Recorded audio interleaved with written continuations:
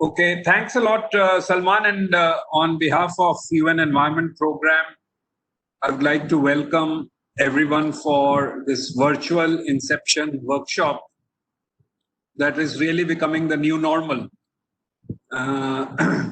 We, in the morning, just finished an online launch of a sustainability training module for the Indian Railways.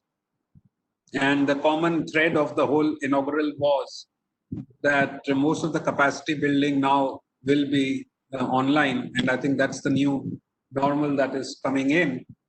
And following that, we are launching the TEEB program for India through this virtual Inception workshop. And I welcome everyone who's here. Today's event is a very focused event for very select audience. And then we also have a larger audience base tomorrow. And it's spread over 2 days. The TEEB initiative is hosted by UNEP and focuses on the economic benefits of biodiversity, including the growing cost of biodiversity loss and ecosystem degradation. And having a workshop like this during the present pandemic, nothing more would be more pertinent than the fact that the present circumstances through which we are going through are also largely because of the biodiversity loss and ecosystem degradation. And if we are going to put some cost to this loss and this degradation, the amount of funds and economic stimulus packages that are being announced by various national governments will give you an idea of the enormity of the funding that is being put into fighting this pandemic, which under normal circumstances would have been used for a lot of other developmental activities or even building the hospital infrastructure, which is under a lot of stress at this present time. So I think this Inception workshop really comes at a very opportune moment. We are launching this program in India, and we are gathering partnerships to help us in this endeavor. Today and tomorrow, we are also wanting to focus on some of the policy options we would like you to consider and advise us and guide us how we can take some of these policy options forward to assist the Ministry of Agriculture and also the Ministry of Environment. We are very happy and honored to have Jigme Takpaji, the Joint Secretary of Ministry of Environment, Forest and Climate Change, and Mr. Umakant, the Joint Secretary of Department of Land Resources, Ministry of Rural Development, who are here for the first day of the Inception workshop. The presence of these two gentlemen from two different ministries also showcases the interministerial coordination and cooperation that this project is wanting to strengthen and focus on, because environment no longer is an area which is not interconnected with so many other areas and line ministries and other streams of thought.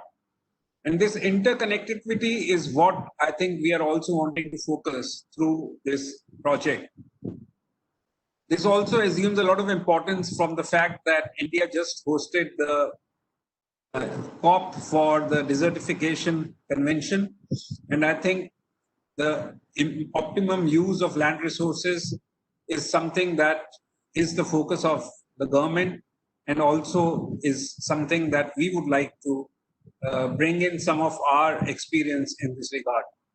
I would like to especially also welcome Henrik, the Counselor for European Union Delegation to India, for joining us today and agreeing to give the opening remarks.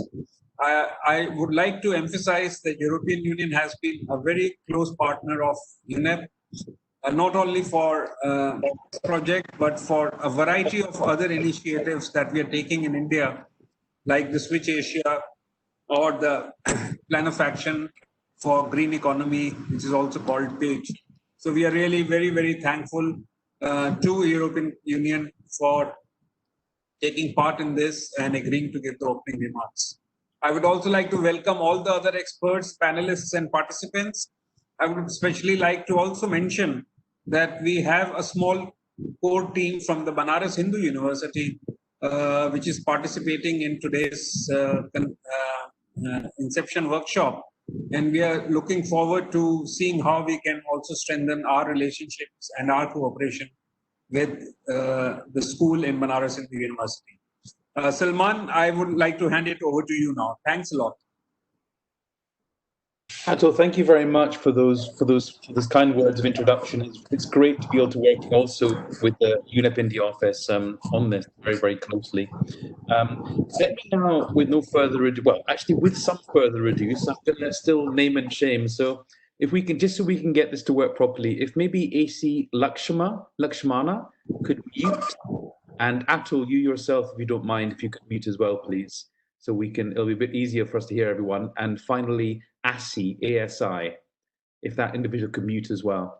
And with that, can I just maybe hand over, please, and thank you very much for joining us, very short notice, but Henrietta, just so you understand, this is an EU project which is funded by the Foreign Partnership Instrument, which I think that Henrietta can describe better than I can. And from my side also, I'd like to thank her very much for, and the EU, I should say, for the generous funding that we have, and not to apply this just in India, but actually in 7 countries overall. So with that, Henrietta, let me pass it over to you. Thank you very much. Thank you very much, and good afternoon, everybody. So I'm joined here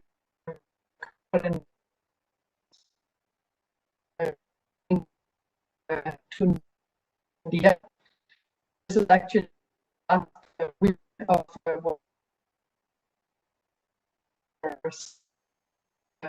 work things that myself, but work team plays and people will be following me. So so I will leave you hands for sure. So this particular is, of course, as we already heard in the remarks, particularly relevant in this current context. I mean, agriculture and food systems are always important, both in the European economy, but also in particular in the EU. They provide jobs and life, and they are really the central pillar of our cultural lifestyle. As we heard, the project goes beyond Europe and India, so all of course the other countries that we are working with. In India, farming is still the bedrock of the economy.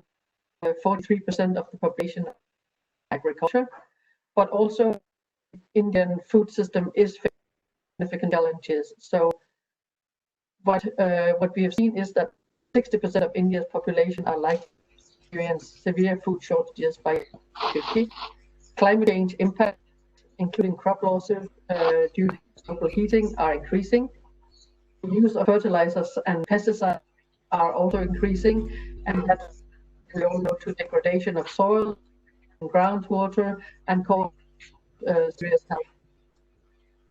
There's somebody else who is not muted. If you could really mute the phone, because I have an echo in my microphone. Also, in terms of economy,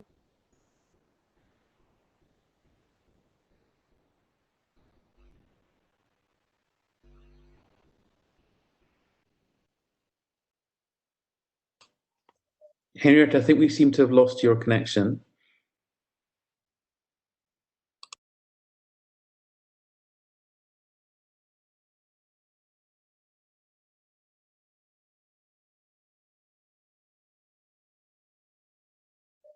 Henrietta, can you hear us?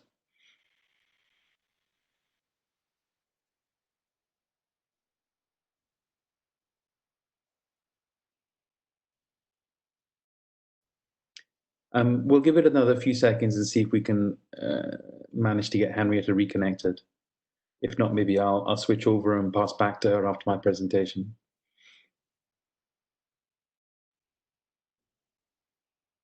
I'm just going to send her a quick message as well to see, but otherwise I'll take over and switch to my presentation. 1 second. Okay. I can write to her, Salman, if you want to proceed. That's great. Okay, we will reconvene with Henrietta's opening remarks, and if we may then, just for the sake of time, switch over to my introduction. So, welcome everyone again. Henrietta, can you hear us? Yes. You can? Yes. Great. We lost you for about 2 minutes there, Henrietta. I'm sorry. That was sad. What was the last thing you heard me say? I thought you were going to ask me that, and I was wondering what it was going to be. You were talking about the importance of agriculture, that India remained a very rural agriculture-dominated economy, and that this project was important in that regard. And I think that's where we shifted over. Oh, okay. All right. Do you hear me now? Perfectly, thank you. We'll kind of start from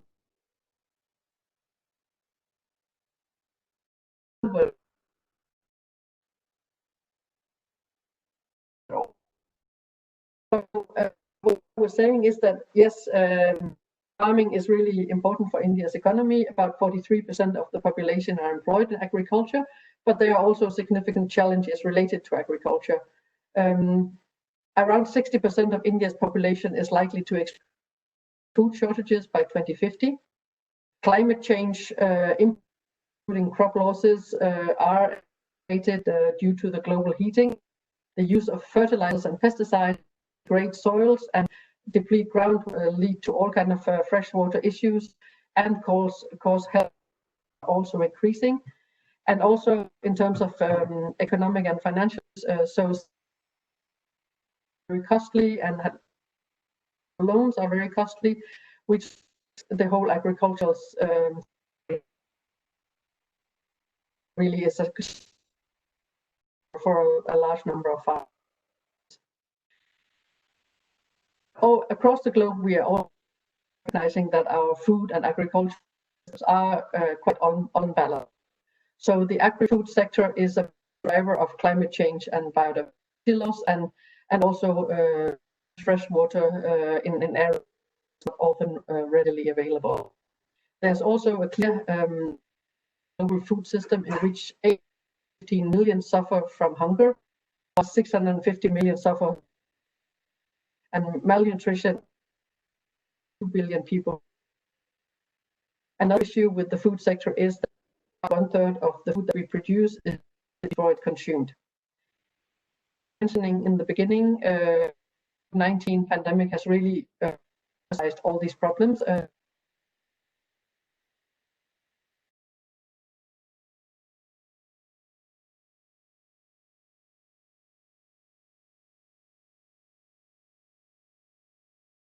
Try to feed the growing human population in a way that can be sustainable is really important to try to understand in order to prevent future pandemics and get the current one. I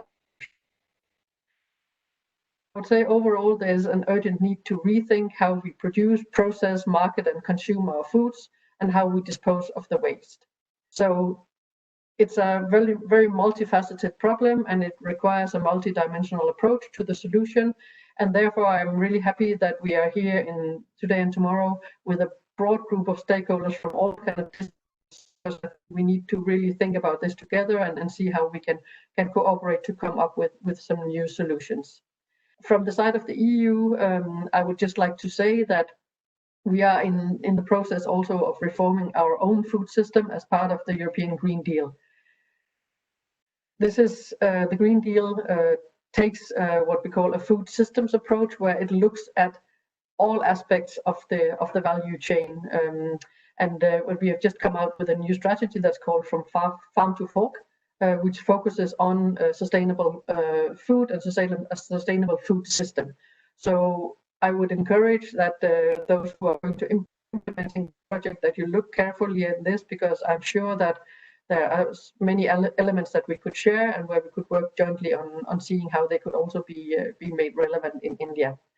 So we have designed this project, the TEEB Agri-Food Project, very much in line with this food systems approach, and really to try to make sure that it looks at policies across all the entire food system, and considers all the impacts on the natural capital, the human, social, and produced capitals. So we are going to try to see, or we're trying to design it in a way that there's no trade-off between the different all the different elements that we would like it to be benefiting. So I would like to just say that I look forward to the discussions, and I really hope that all the stakeholders can contribute, as I mentioned, to the definition of the project, and to see how this can be as useful as possible in the Indian context. And the delegation, and if not myself, are always ready and available to help with steering it in any dimension in any direction you would want us to. So thank you very much for inviting me here. Henrietta, thank you very much for those kind words, and we'll miss you, but I'm sure you'll be replaced with someone equally as competent and pushing our agenda forward. And as you said, there has been a convergence. The project document was written well ahead of the farm to fork strategy, but I mean, there's, I think, almost a kind of a perfect mapping in terms of what we have in mind in terms of this project with farm to fork, which, as you know and others may not know, has actually been given the official endorsement and approval. So I think we can now implement and learn a lot from what we're doing both within Europe but across the world. I think particularly for this project, it's important that the 7 countries are involved. So there's, I always get these wrong, in alphabetical order: Brazil, India, China, Mexico, Thailand, Malaysia, and Indonesia. So we have large, mega diverse, populous countries who I think are all pushing down the same track, and it's fantastic that obviously we have India on board as one of those partner countries. So my thanks to the EU again, and my thanks to you, particularly Henrietta. And I might now segue, if that's okay, over to the presentation I was going to give in terms of introducing TEEB Agri-Food overall. So Henrietta, thank you very much, and look forward to the ongoing discussions that we're going to have. So this is just a kind of header slide. What I wanted to do in the next 15 minutes or so, 15, 20 minutes, is explain what we mean by TEEB Agri-Food, how it originated, and what we're trying to achieve quite specifically overall. I think we all share the intent that was set out by Atul in terms of the Indian perspective, and set up by Henrietta in terms of the European perspective and the global perspective. But we have to get down to what is feasible for us to do in this project while still retaining a level of ambition, which I think we all share in terms of the project. So next slide, please. So we're going to start here by having a look at what is TEEB Agri-Food. We should not be taken as given that you understand what exactly that is, and I would like to set out that to you as the TEEB coordinator, or as the head of the Ecosystem Service Economics Unit in UNEP. Next slide. So how we can start is by thinking about the TEEB initiative. Now, TEEB stands for the Economics of Ecosystems and Biodiversity. It was an initiative which was very much spurred by the Stern Review of Climate Change, which made the economic case for for mitigating carbon emissions. That created a lot of impact, and the question was then made, well, how do we link this back, and what is the economic case for preserving biodiversity?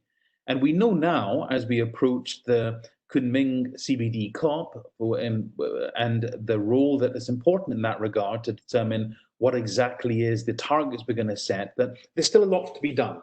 But certainly it's important to recognize that economics and valuation, both in non-monetary and monetary terms, can contribute greatly, because we do know that finance ministries have an important seat at the table, and it's important to speak the language of finance ministries in understanding the benefits associated with well-functioning ecosystems. So a whole series of reports was produced in the first phase of TEEB, led by Pavan Sukhdev, who many of you will know, who's an Indian citizen, who was working for Deutsche Bank, but then subsequent to that, after TEEB, is now the chairman of the World Wildlife Fund for Nature. So TEEB kicked off, next slide, and made a great impact. And we then moved on to the implementation phase. As one of the documents you saw on the previous slide was the yellow one on the left, and we had a huge component on business and enterprise. And that has spawned the TEEB for Business Coalition, which is now called the Capitals Coalition. And one of the bits of work we did for that was this report under True Cost Consulting, next slide, called Net Natural Capital at Risk. And what we did in terms of this report, so hit the next slide again, is to basically try to work out, if we were to assess where it is that we have the greatest potential to make impact then which are the sectors and which into global society and production systems which have the greatest impact and dependencies on natural systems? And you see here, sorry, it's not quite a line, but you see that a great majority of those systems that are ranked 1 to 20 as having the biggest impact are actually agricultural systems. So for all the reasons that Henrietta has set out already, it's sensible for us to have an application of TEEB which focus on agriculture as a sector. But we go beyond that in the same way the Farm to Fork strategy, in the same way the EU Green Deal thinks about food systems, we also think of food systems, and I'm going to expand on, elucidate what exactly that means. So next slide, please. So what we are looking at is looking at food systems and doing so in a way, and it's a very catchy title, this is a publication from Nature in December 2016. What we're trying to do is fix food metrics. What we've typically done to date is focus very much in terms of research institutes and extension services on increasing yield per hectare.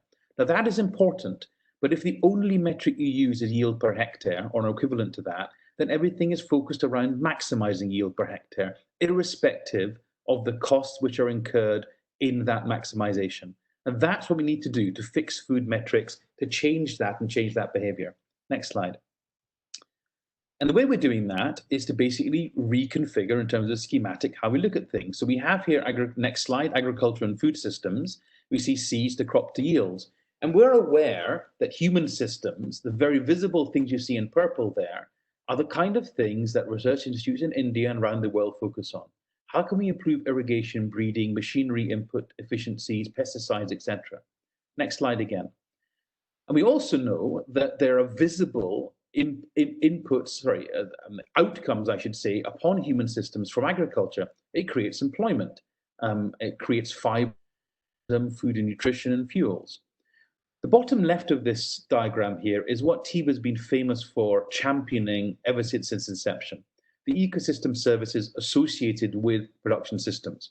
Now, we all know, if we're working in the agriculture and environment space, the absence of pollination, the absence of pest control, the absence of soil formation, and all of these ecosystem services, if we did not have these provided for free, so to speak, by nature, then we wouldn't have agricultural production.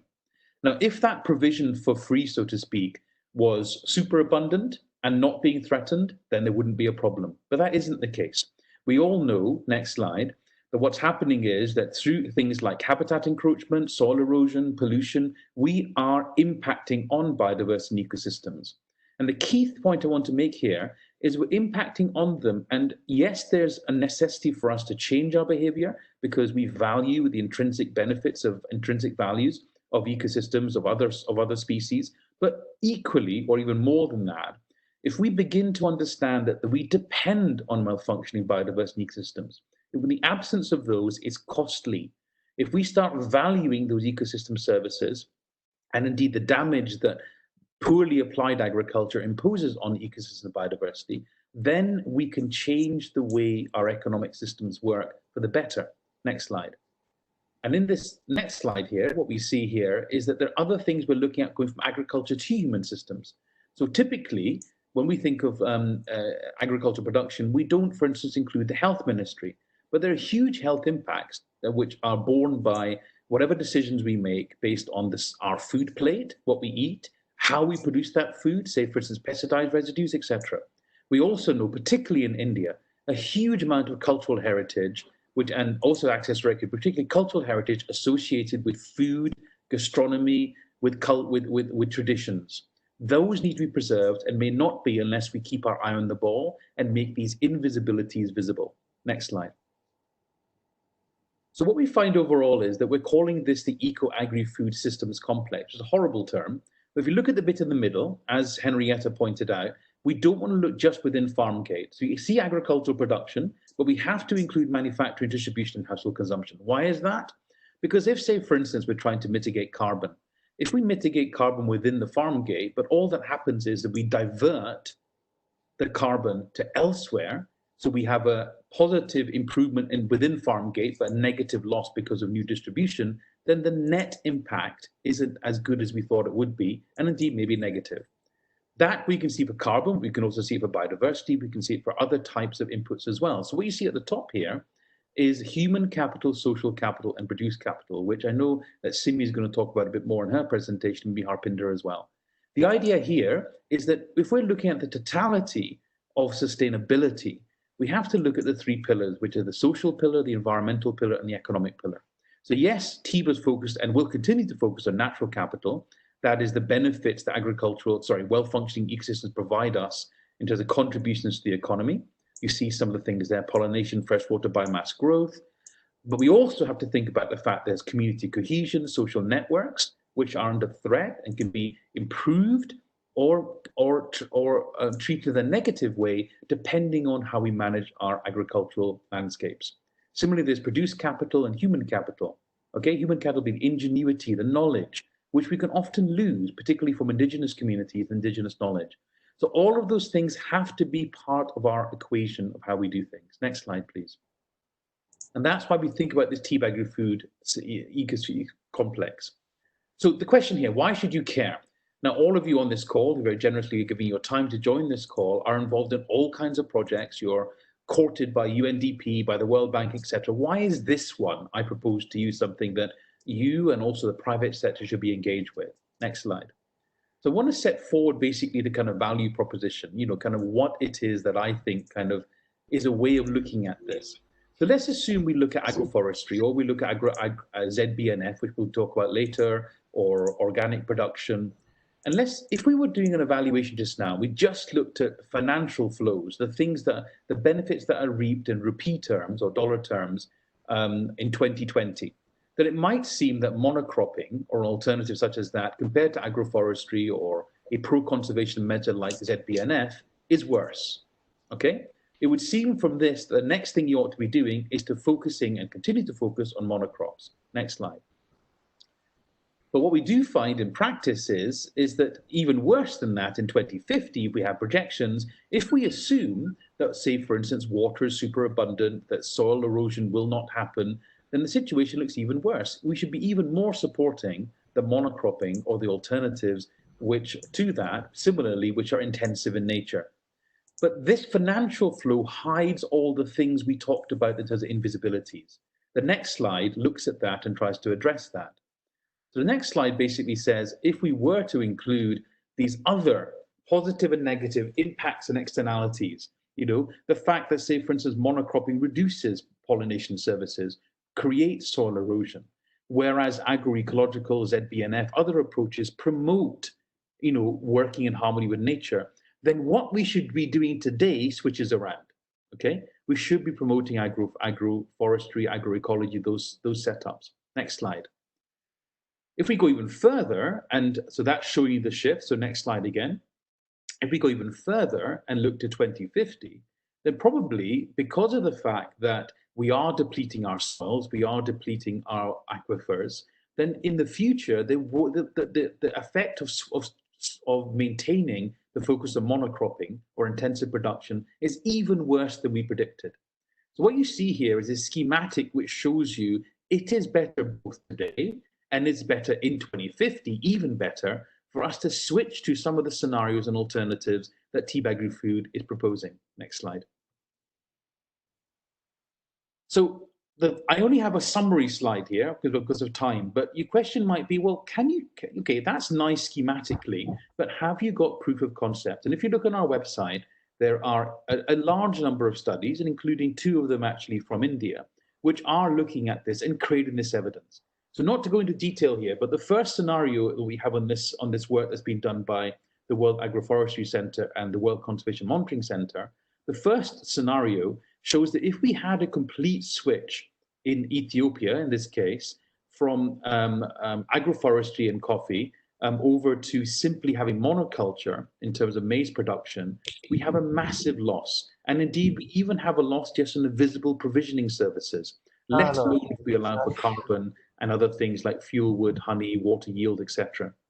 If we simply retain the same land use we have just now, but the kind of coffee production switches to be a red plus type coffee production, then there's a huge benefit that can accrue. So, scenario 2. Scenario 3, if we're much more bold in our ambition and we switch over to much more cropping, all of the crops available, all the land available, bar urban areas and protected areas, there's an even bigger benefit. So you see this invisibility change the picture. Sorry, there's just this Elfin Tom Joe. Could you please mute your microphone? Thank you. Next slide, please. So some specifics in terms of the EU partnership instrument. Next slide again. So the project objectives, let's be very clear, is to stimulate biodiversity conservation, ecosystem service provisioning in the 7 countries in scope. We are UNEP, we're focusing on biodiversity. Clearly, there'll be co-benefits we're looking at as well across the food system. We want to mitigate carbon emissions, we want to decrease pollution levels, and we also want to create livelihoods. But the key thing we're trying to do is a win-win, as Henrietta said. Find outcomes, find solutions that improve biodiversity, but also provide sustainable livelihoods. Next slide. So what we have is a series of interventions potentially on the left-hand side, and we have different agents, including those in this call, representing national and local government, who can influence things. So we'll get on to the kind of interventions that we'll look at later when Harpinder and Simi present their presentations. But I just wanted to highlight this slide because business are a key component. So business is invited to the presentations tomorrow, and it's key for us, we call it Work Package 4, that we have a business component because we want to get business on board, and we have a very good track record, particularly working with the Capitals Coalition in so doing. Next slide again. So this is the standard thing you see, the log frame. We're a little bit behind. It's not surprising. We had to delay because of COVID-19, for instance. This initial workshop was meant to be 3 months ago, but it didn't happen. But we're still on track, and we have the idea of first deciding with you across the next 3 days what the policy intervention will be, having carried out the mapping, which you'll see in some of the background documentation, then do a detailed analysis to gather the evidence of the scenarios that we're mapping, and then push for the change to happen, all the time looking at the theory of change and implementing that theory of change. Next slide. So how do we develop scenarios? Next slide again. This is a kind of precursor to what Simi and Harpinder are going to present. Well, what we do in terms of scenarios is to basically try to test policy intervention. So I'm going to hopefully at the end of this 2/3 day workshop, because we have a final consultation with senior ministries on the 3rd day, is to say, look, there are a series of intervention options that we are presenting, 4 options in particular that Simi is going to present with Harpinder. In each of these cases, we want a specific scenario that our researchers can assess. Okay, so the researchers within the research community within India. Business as usual means if we don't have this intervention, we continue as per business as usual. But even business as usual will include the fact there's urbanization, there are changes in population demographics, say in the next 30 years, changes in dietary patterns, there are climate change scenarios. So all of our analyses include IPCC scenarios, be it business as usual or with the policy being applied. At the bottom there in red, I've added COVID-19. Clearly, we need to know what responses the Indian government is likely to take in the next 6 to 12 months in terms of COVID-19, because that is happening whether or not this project goes ahead. So that's all the background stuff, which is included in all scenarios. Next slide. So this is my penultimate slide. Basically, in order to try and develop scenarios, what we can do is apply what we call the TEEB 6-step approach. This isn't rocket science. It's simply we need to work out what exactly the group that we have involved in the steering committee, what governance they have, what influence they can have on the choices that are made on the ground. We have to then define specific scenarios that occur, as in we are looking in this region at this type of production system, comparing it to another production system. So conventional versus ZBNF, conventional versus pure organic, etc. Or it could be agroforestry versus intensive production, okay? We then look at the most relevant ecosystem services, information needs that are required to make the case. And together those things are about developing scenarios. Step 4 is the main work, assess and value ecosystem services plus changes in human and social capital. And step 5, look at the pros and cons and apply the theory of change, okay? Use the results. TEEB is not a theoretical construct. It's very much a partnership-driven, stakeholder-driven process which has a technical component within it. Ultimately, the EU wouldn't be funding us, and indeed the UNEP would not be interested unless we're pushing for concrete changes on the ground. And that is what we're trying to achieve. And that's what we're trying to do in the next 2 or 3 days, to understand the interventions that you, the key stakeholders, would be interested in applying economic valuation to, interested in because you have the governance that is an idea that you might want to develop and take forward. And if all those things are aligned, then in the next 2.5 years, which it may be a project extension, but within the next 2.5 years, we can make a real impact on the ground and change and improve livelihoods and change and improve biodiversity outcomes and also climate outcomes and pollution outcomes. So thank you for that. Next slide again, I think if I remember correctly, is the final slide. Again, my thanks to the European Commission, to the EU who funded this overall and continue to fund it, and their support, not just as a funding, but their active involvement in each of the delegations. And with that, I might pass straight over to Harpinder, if I may, who's going to give us an introduction to a background to his assessment of the Indian policy perspective and also some of the options we have. So Harpinder has been, just by way of introduction, been closely aligned with and a part of the TEEB Agri-Food project ever since its inception. He is a coordinating lead author of one of the main chapters of our TEEB Agri-Food Foundation's report, and is Indian by origin and is ideally placed, therefore, to give this introduction. So we will have a panel discussion a bit later, but let me, for the sake of time, pass to you, Harpinder, to give your remarks. And thank you for joining us. Over to you. Thank you, Salman, for this very brief introduction. And I'm delighted to present my talk on challenges and policy options for agriculture and food systems in India through such a diverse background. And thank you for all the introductory remarks about the TEEB Agri-Food framework, which makes my job much easier. So next slide, Simi. I'm joined by Simi, and she's running these slides. And I will present background challenges and some policy options. And then there are 4, I think, options which are being narrowed down by internal discussions, which Simi is going to present. So just taking a broad global overview of our agricultural and food system, which were already captured in our introductory remarks by Henry Tay, Salman, and Atul, that global agriculture and food systems are at a crossroad where we want to produce more food for growing population, but also we want to produce food in a manner which is more sustainable. We protect environment, we protect nature, and we take care of our communities, farming communities, and we take the health of consumers in the mix as well. But yes, our agriculture and food systems have responded to this global increase in food demand. But as you can see, some of the statistics that around 800 million people go hungry every day, 2 billion suffer from malnutrition. At the same time, about 2 billion are overweight, and about 650 million are obese, which are already mentioned. So there are lots of these issues in our global agriculture and food system. We have tried to capture in some of the publications, as you can see, where Salman and my other colleagues from about 30 countries were involved. So with this kind of a background, I will go straightway into Indian agriculture and food system and would like to share some of the facts so that we can build on a story and why we need TEEB approach and why we need TEEB Agri-Food for that matter. So next slide. So just giving you an overview of agriculture and food system in India, which I'm sure this audience is very well aware of.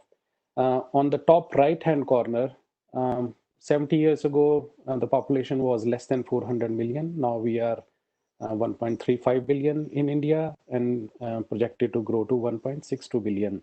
So 280 million more people to feed by 2050 in 30 years.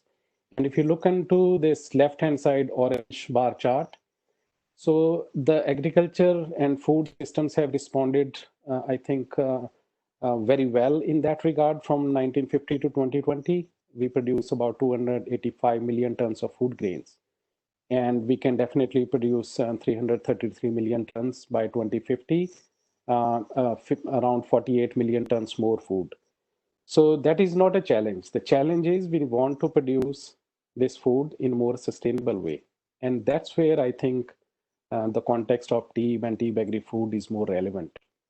And if you look into the bottom right-hand side slide, that share of agriculture in our GDP is shrinking continuously from more than 50% to 15.87%. And I don't think this is alarming because at this stage, the rest of the GDP from manufacturing and services sector has increased a lot. So in that context, when we compare with the total food grain produced in a country have continuously increased in last 70 years. So that is not my worry. I think the main issue here is we want to produce this food and the diverse type of food demand is growing. So we want to respond in a way where we have resource constraints, we have technological constraints, and there is a climate change issues, and we need to respond in more sustainable way so that we continue to fulfill the demand from the growing consumers and growing population. So next slide, please. So as Salman has briefly mentioned about the TEEB agri-food, where the focus is not just on produced capital, which is how much inputs and outputs are there in the agriculture and food sector, but we want to look into other capital which are essential to produce this particular food in our agriculture sector. So not just produced capital, but social, human, and natural capital as well. So next slide. I will briefly touch upon some of the facts and some of the challenges here. So produced capital, yes, there's lots of more than 270 billion gross value added from our agriculture sector. It's about 14% share to the GDP, and 42% of the employed labor are in agriculture sector. So if you look into those kind of a macro figures, we are doing pretty good for a country as diverse as India and as big as India with 1.35 billion population. Next slide, please. But when we look into social capital, so we have about 90 million agricultural households, less than 2 hectares of average land, which could be like a marginal land or a small land. But when we look into it as a macro scale, we are responding with 285 million tons of food grains every year, plus fruit, vegetable, livestock, milk products. So I think if you look into those things, I think we are doing excellent job here with the system in place and with the farming community working effortlessly on this agenda to provide food. But at the same time, there are these social inequities. So we cannot compare a resource poor farmer with a very well-resourced farmer, for example, from north in whether it is UP or Punjab or some other state in northern states where there is electricity is freely provided and groundwater extraction is going on. So there are those kind of inequities which I think we need to highlight and then develop a policy response which can appropriately deal with these kind of inequities. And similarly, I would like to mention the total average income of farmers, which is, I fully understand that's the very much on the radar of policy of doubling the farmers' income, but still, just for the sake of comparison, it is much lower at the moment with the non-farm sector. So next slide, please. So when we look into this kind of a health focus and food security, so from food security, the focus has moved to food and nutritional security and health. So which is excellent, I think, response.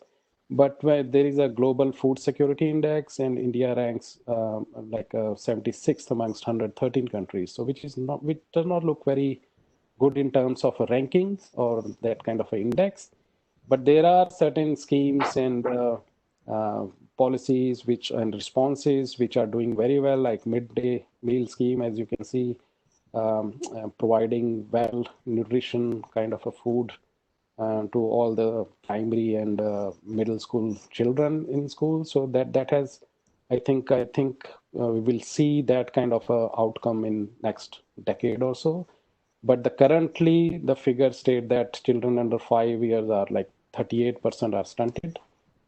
and half of the population, which is women in their like 15 to 49 year of age group. So more than 55% are anemic.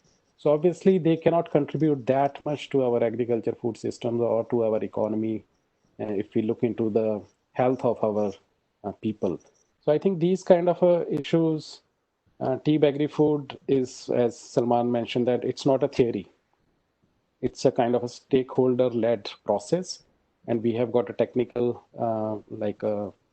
definitely some technical expertise and this whole framework, which is built around 4 capital: social, human, natural, and produced capital.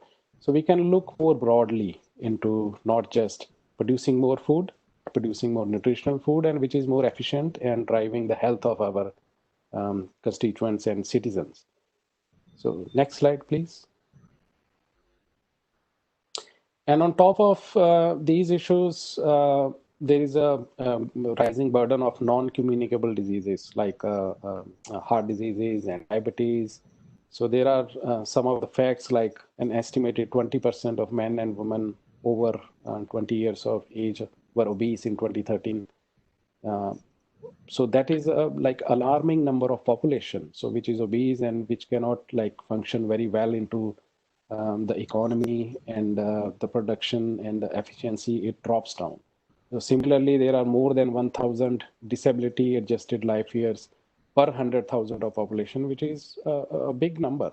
Like if you look into the deficiency of iron, zinc, and vitamin. So science can tell us, and all this data and stats can tell us that here are the issues, here are the problems. But then we need to look into that agriculture and food system more broadly, that yes, these are the issues. Now, how to address them? So these are, I think, this Inception workshop and this project, which is being developed for next 2 or 3 years, is an excellent opportunity to link all these facts and data and to develop an appropriate policy response, like how to fix iron, zinc, and vitamin and deficiency in our food and nutritional system. So I understand there are a number of policy responses there, which I'm highlighting in next few slides. And over these 2 years, this 2 days workshop, I think there will be excellent kind of inputs going into this this particular project. So I just wanted to highlight some of these health-related issues. Next slide, please. So in human capital, you can see this graph on the right-hand side. So in like 15 years ago, there was 60% of people were employed in agriculture. But now, if you look into 2018 figure, it's less than 50%. And these are going to projected to drop down to about 20% by 2050, next 30 years. So what does that mean? So we are losing all this human capital from agriculture because of some reasons. We may know some reasons, but we don't know like all the reasons, because income is low. Is it not very productive anymore? Don't we need food for our growing population? I don't think that is the case. But there are certain issues which we need to address so that we do not lose this human capital which is sitting there in our rural areas. So we want to make them more efficient and productive so that they find livelihood. And TEEB agri-food is not just about valuing ecosystems, it is about livelihoods as well.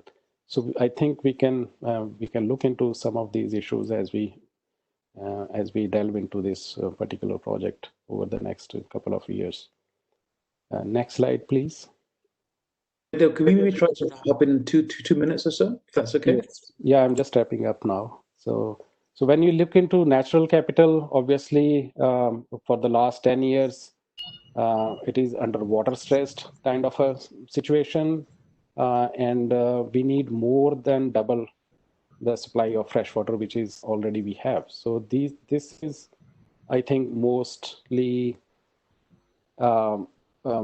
this particular water as a natural resource is something we need to definitely focus on, how to increase its efficiency and how to better use it, better recycle it, because otherwise agriculture and food system and industrial use and domestic use all are increasing, and we definitely need to address this particular issue. Next slide, please. So if you look into climate change, 3 to 4 degree increase by 2100 can actually cut down our yields by 12%, and it can have like up to 18% in unirrigated areas as well. So significant impact on the GDP and the income of farmers. So similarly, soil health degradation is also going on. We are losing about 15 tons of soil per hectare, which means 5 to 8 tons of nutrients, which we are losing every year.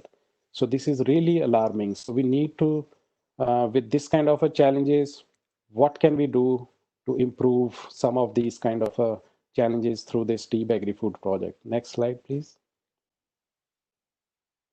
So next slide. So there are already some, like if you look into last 70 years of policy, there has been responses for eradication of hunger, and the current focus is on farmer welfare. So where natural farming is one of the policy, which is like, I think it's an excellent approach. And the outcome is doubling farmers' income, so which is still in progress. So we have come a long way from eradication of hunger to doubling farmers' income, which is on the agenda of the current government. And I think that response is excellent. So this slide just shows how we have moved in last 70 years in our agriculture policies and outcomes. Next slide. So this particular table I will skip because this highlights all the various schemes which are addressing some of these issues which I have highlighted in social, human, and natural capital. Next slide, please.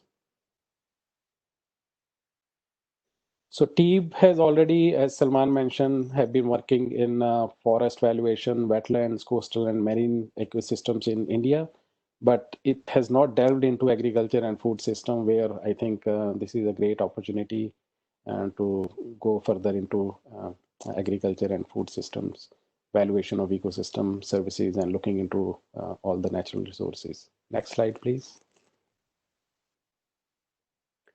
So I will stop here, that how TEEB Agri-Food in India can help address some of the issues like identifying best practices, management, or identifying some policies which can support sustainable agriculture, because a country like India, which is very diverse, and our farmers' income vary a lot across the Indian continent or across Indian country. So I think when TEEB Agri-Food provides some kind of a focus which not only flows to the farms, but also at the processing and also at the consumption side of the food system. So not just focusing on agriculture, but definitely on the entire food system, which was highlighted by Henriette earlier in her remarks as well. So next slide. So from here, there are 4 options which I invite Simi to share with you. Thank you very much.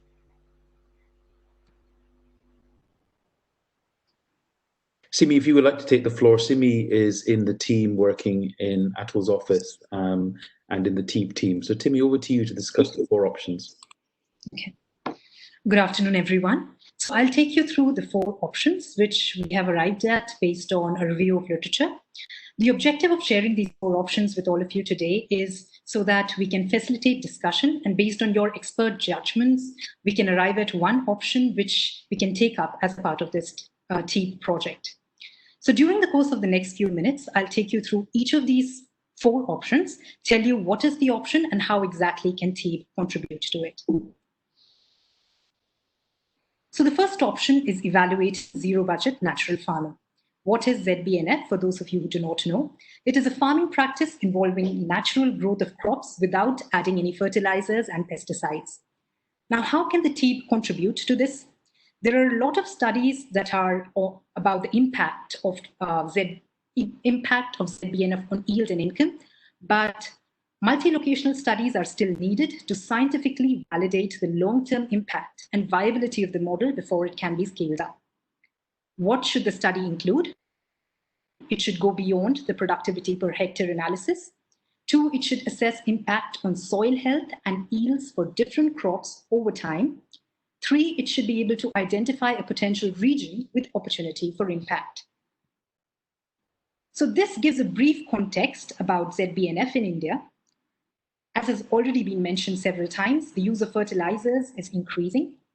Because of that reason, the per hectare usage has increased from 24 kilograms to 138 kilograms. Now, there's a growing body of literature on the impact of ZBNF. If we group the literature on ZBNF based on the order of credibility, we can say that there are some blogs which highlight the farmer success stories. There are newspaper articles in newspapers like Bombay and Down to Earth. There are scientific journals, both that are commissioned by the Andhra Pradesh government as well as independent scientific journals. Now, all of these, most of them highlight the positive impacts of ZBNF on yields and income. But there is some degree of variation across crops and regions. For instance, a study by Center for Economics and Social Studies highlights that there has been a decrease in the cost of inputs, but that has ranged from 27 to 90% depending on the district in Andhra Pradesh. Then a study by Kumar et al. Highlights that there has been an increase in the yield for rice in Andhra Pradesh, but a decrease in yield for sugarcane in both Karnataka and Andhra Pradesh. A study by Smith et al. Highlights that there has been an increase in yield for low input systems, but a decrease in yield for high input systems. Thus, clearly we can see there is a need for more assessment to check the robustness of ZBNF. Now, what is the opportunity for impact here? If we group it under two umbrellas, one, the umbrella of organic farming, the study can directly contribute to the Paramparagat Krishi Vikas Yojana. It could also contribute to the national project of organic farming, which saw a significant increase in funding between 2018-19 and 2020-21. Then also recently we had the high-level panel at NITI Aayog, which reiterated the importance of natural farming. The study can also directly contribute to our ambitions for ZBNF. For instance, the finance minister in her budget announcement in February 2019 announced that they'll be strengthening of organic farming in the country, particularly with emphasis on ZBNF. Now let's look at option number 2. Sustainable land management for agriculture in drought-prone areas. Now, what is SLM? It can be broadly defined as use of land resources to meet changing human needs while simultaneously ensuring long-term productive potential of these resources. Now, when we come to this option, of course, all the other options would look at climate change scenarios, as Salman mentioned in his initial presentation. But this particular option perhaps could deep dive more into climate change scenarios with respect to climate change and land, and also considering the IPCC report, the findings which came out of the IPCC climate change and land report. Now, how can TEEB contribute to this option? Well, it can investigate land, water, climate change, and agriculture with a systems approach in drought-prone areas. What should the study do? It should include scenarios for agriculture, include human and social dimensions, impact of climate variability on livelihoods, etc., and also identify potential region with opportunity for impact. Now, this slide gives a background about the context for land management in India. Let me just quickly go through the key points to save time. Now, we know that 26.4%, 4 million hectares of the country is degraded. The key causes are water erosion, vegetable degradation. Nearly 17.5 million people are annually affected by droughts. Then the economic loss of 2.5% of GDP can be attributed to land degradation in India. Some of the challenges the country faces is, with respect to this particular land management issue, is over-extraction of groundwater, monoculture, growing high water use crops, and also a silo approach to management of these interrelated sectors. Where is it that this proposed option can impact? 1, the National Mission for Sustainable Agriculture, and 2, the Pradhan Mantri Krishi Sinchai Yojana, which is an interministerial scheme of the Ministry of Jal Shakti, Ministry of Rural Development, and the Ministry of Agriculture and Farmers Welfare. Option number 3 is strengthening agroforestry initiatives in India. Now, what is agroforestry? Of course, all of you are well aware. So then, where exactly can TEEB contribute to this particular option of strengthening agroforestry? More research is needed to identify different agroforestry models suitable for diverse ecological landscapes of India. What exactly the study can do? It can quantify value of environmental benefits. A desk-based review found that there is a lot of literature that quantifies the economic benefits of agroforestry produce, but the literature on environmental benefits is still very limited. In fact, barely any. The study should identify potential region with opportunity for impact as well. Now, this also gives a broad context about agroforestry in India. We have 23.25 million hectares under agroforestry in India. India also is the first country to have a national agroforestry policy. The potential for agroforestry is largely untapped. A lot of studies show that farm profitability can increase significantly with agroforestry. However, there are challenges, for instance, the lack of marketing infrastructure, agriculture extension services, and a lot of research studies point towards the fact that agroforestry systems, there's limitation of research of agroforestry systems at an ecosystem or a landscape level. Now we come to option number 3, the opportunity for impact. Where exactly can this option contribute?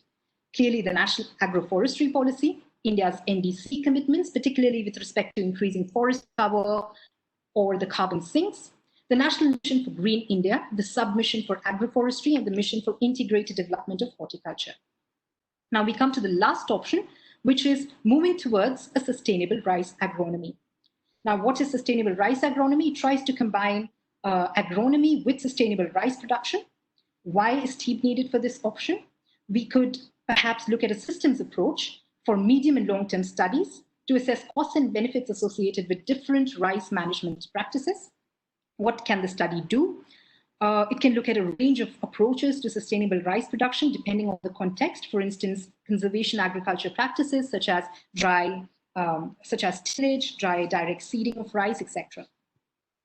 Now, this is the context. Most of us know this. So some of the challenges, let me mention: high intensity rice production, which results in salinization, a large number of small and marginal farmers, and also a growing population. So where exactly can this particular option contribute? It can contribute to the National Food Security Mission. It can contribute to the National Policy for Farmers, National Mission for Sustainable Agriculture, and the Pradhan Mantri Krishi Sinchai Yojana. Thank you for your time.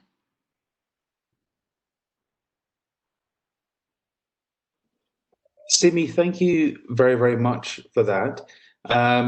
We're running a little bit behind, but hopefully we'll have a bit of space for an open discussion. Normally in the TEEB approach, we don't present a series of options, but partly because we're behind, partly because of the nature of the Inception workshop being virtual, we're doing it that way. As Simi said, there's some overlap there, but we have to think specifically about scenarios being location specific and policy intervention specific. But in order to help us decide, I'd like to pass over now, before we have the moderated panel discussion, to Professor Ravindranath from the Indian Institute of Science, who will present for about 8 minutes to 10 minutes. We're running a bit behind, Professor, on some of the research priorities as you see them.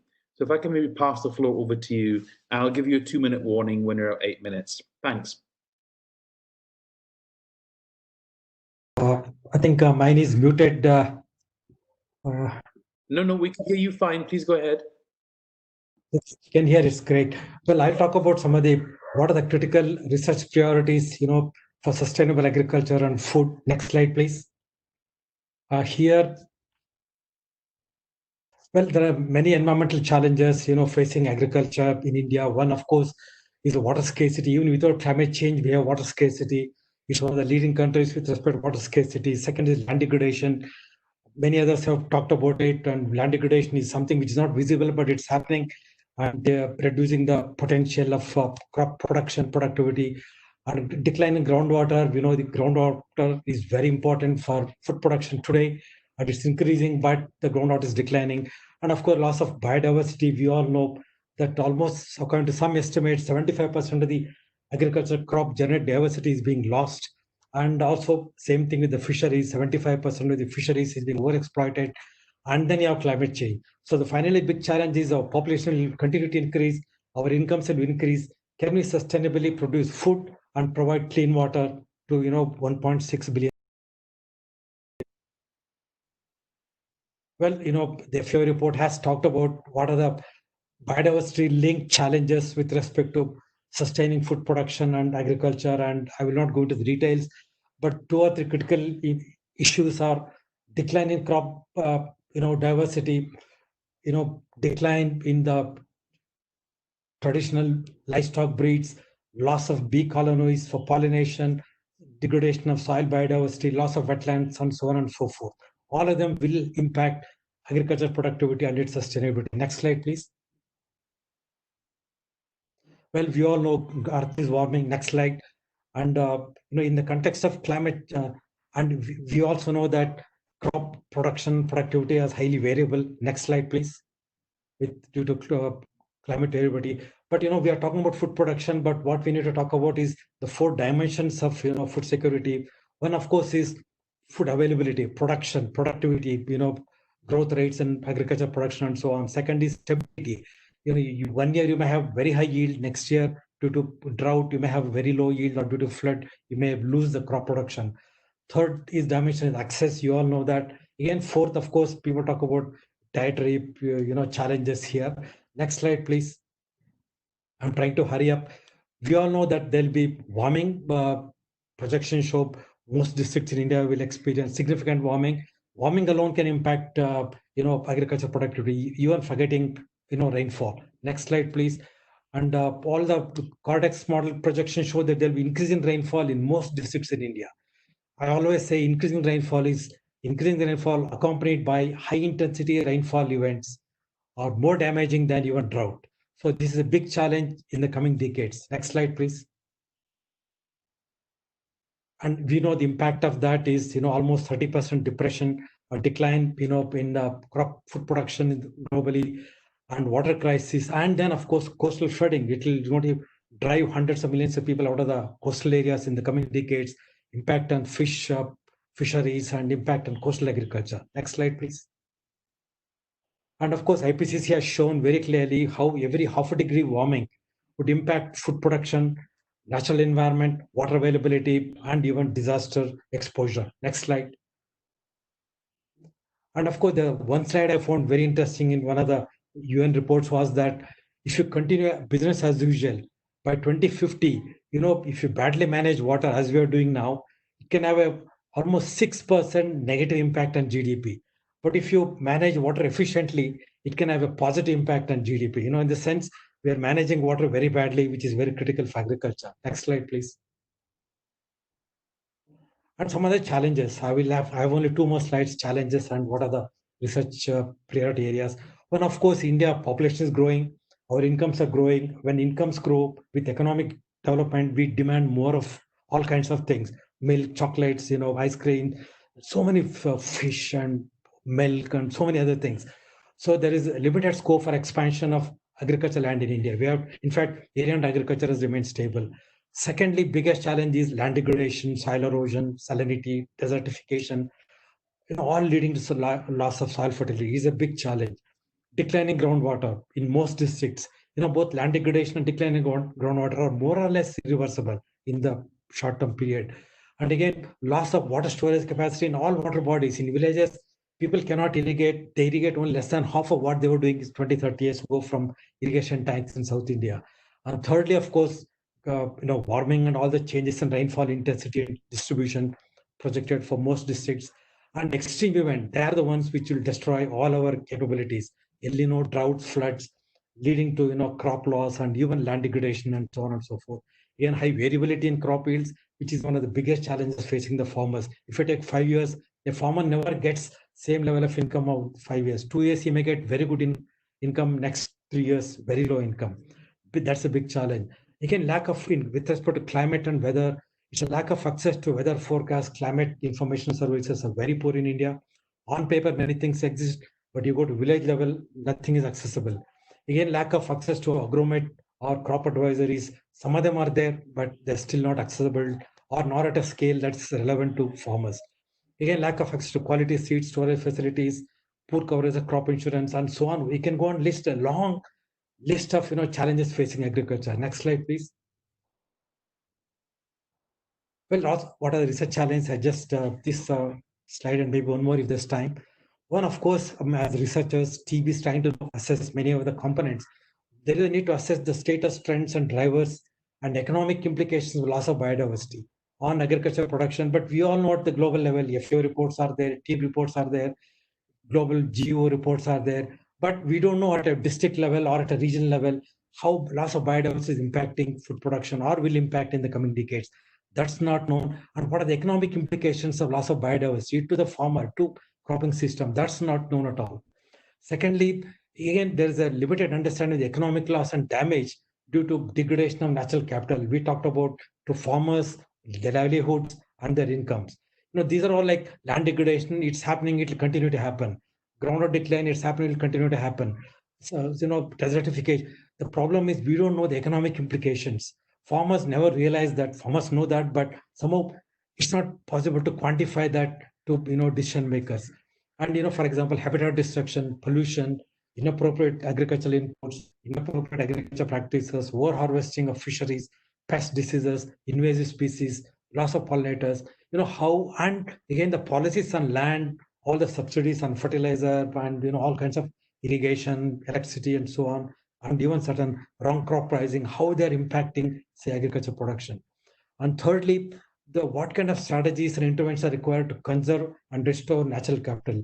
Farmers very often they go by short-term returns. They apply more fertilizer, they apply more pesticides to get higher yield for the crop. They are not so much worried. They're so poor, they're not worried about 5, 10, 20 years. So we really need to come up with practices which are also profitable to farmers. You can talk about conservation agriculture, zero ZNPF and so on, many such, and organic farming and all.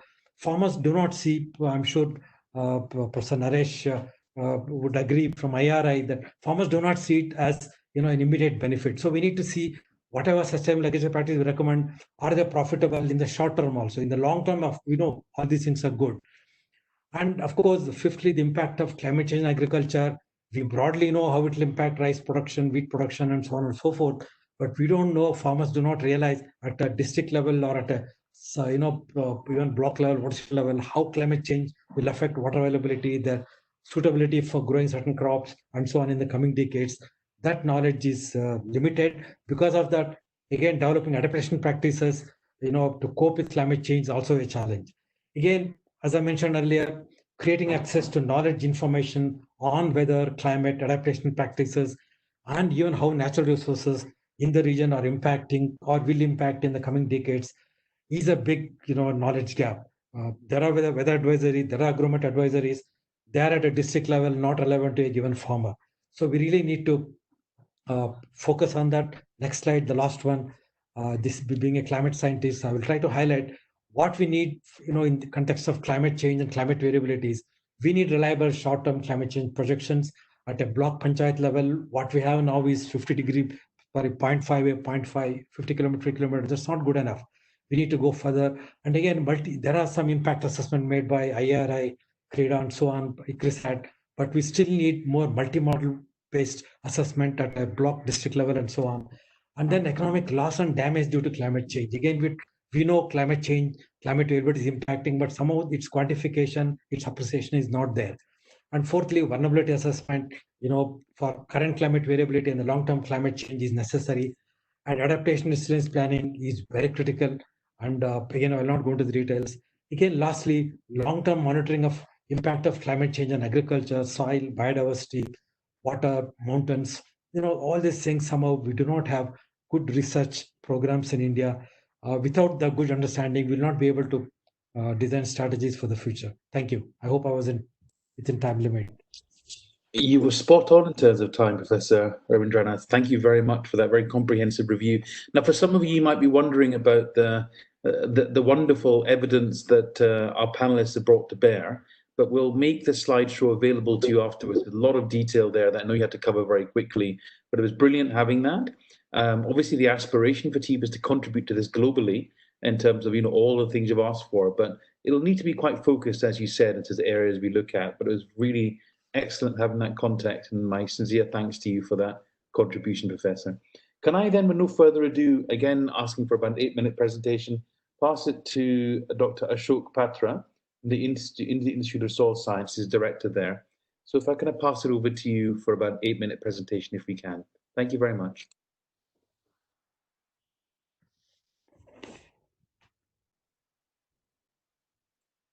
you're still on mute. Oh, I think you're still on mute. Do you want to unmute? That's it. Go ahead, please. Yeah, very good afternoon to each of you. And thank you very much. UN Environment Program, TEEB Agri-Food Virtual Inception Workshop. It is indeed a great pleasure to share with you some of the concerns. And in my previous speaker, Dr. Harpinder Sandhu, many of the things he has covered, what I am going to tell in this Inception workshop. I'll be just briefly telling you some of the managing soil resources towards sustainable agriculture in India, the importance of soil and the significance in the present context. You all aware, and some of the things already you discussed. Next slide, please. The Indian agriculture, the food grain production in India, it is a really great success stories for India. And if you see from 1947, the population and the food grain production, and it has in 1920, the population 1380 millions, and the food grain about 300 million tons. And the projection by 2050 that 1,700 million tons. The population will be 1.7 billion, and our food grain requirements will be 400 million tons. In fact, from now, the next 30 years, every year almost 3 million tons of food grain production will be required in India. But there is, when you compare the population growth and the food productions, it is much more satisfying in the terms of food production. But there are still, hunger and malnutrition, the problems in India. And also the sustainable development goals, India is doing very well in that front. Next slide, please. Next slide. And the major challenges, previous one. Yeah, the challenges, however, are, because the green revolutions and the post-green revolutions, and what we now, facing many problems, and these are shrinking and deteriorating natural resources like land, water, biodiversity. For sustainable, restorative, eco-intensification of food production, because the land, what was in 1970, 140 plus minus 2 million hectares, is also more or less same. We quote that it is not changing, but in fact, because of the urbanization, industrializations, road, railways, and many other purposes, this land area is declining every year. Almost 20,000 good lands are being converted, because of the brick making, we are losing. So like that, the limited land resources is declining every year. So this is a great challenge. And then the increasing cost of energy and inputs, the fossil fuels based, the fertilizers, pesticides, herbicides, and all different inputs, and the energy cost, it is increasing. So as a result, the different problems the farmers are facing. And another, of course, you dealt very well previously, the risk of climate. This is, every year we are facing these flood, droughts, dry spells, hailstorms. More such extreme events are, we are facing every year. We are seeing that these are increasing every year. So this is a great challenge, a problem for increasing the productions. Because of that, many abiotic, soil-related problems and biotic stresses are in the agriculture for increasing the food productions. This also another reason that decreasing factor productivity and farmers' income. This is another serious problem, and the problem is because of the seriousness of the deterioration in soil fertility in response of the the yield response, if we see, which was in 1970, was 13 kilogram of the grain yields per kilogram of nitrogen, phosphorus, and potassium fertilizers, which has been declined to about 5 kilogram in last 2010 to 2017, the analysis. And there are many reasons for this declining factor productivity. And one of the reasons is the soil health, which I will tell you later, and the imbalanced fertilizer applications.